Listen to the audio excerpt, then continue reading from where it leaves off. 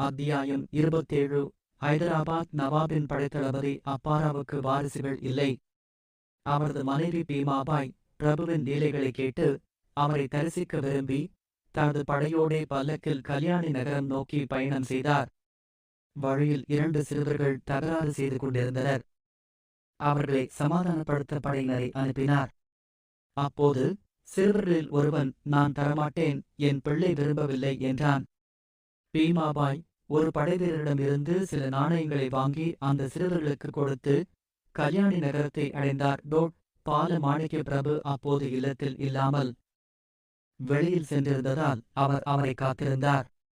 சிறிது நேரம் கழித்து மறுபடியும் விளையாடிக் கொண்டு திரும்பும்போது பீமாபாயை பார்த்து, நான் ஏற்கனவே உனக்கு 7 குழந்தைகளை கொடுத்தேனே, இன்னும் ஏன் என்னை தொந்தரவு செய்கிறாய் என்று கேட்டார்.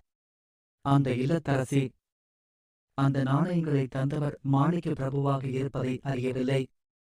ஆனால் காலப்போக்கில் அவர் அனைத்து குழந்தைகளையும் பெற்றார். பால மாணிக்க பிரபு உயிர்களை துன்புறுத்தக்கூடாது என்று தனது நண்பர்களான சிறுவர்களுக்கு போதித்தார். ஒரு நாளில் அவர்கள் ஒரு காட்டில் சுற்றிக் கொண்டு இருக்கும்போது ஒரு கிளி இறந்து விழுந்தது.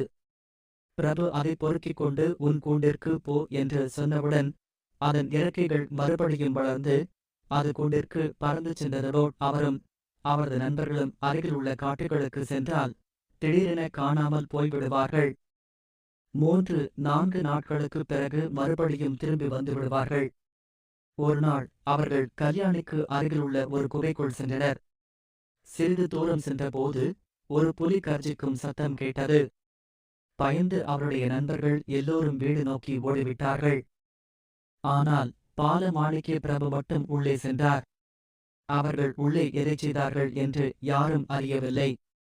சிறிது நேரம் கழித்து அவர்கள் பாதுகாப்பாக வெளியே வந்ததை அறிந்து மீண்டும் அவரது நண்பர்கள் அவரைச் சேர்ந்தனர். 17 வயதிற்குள்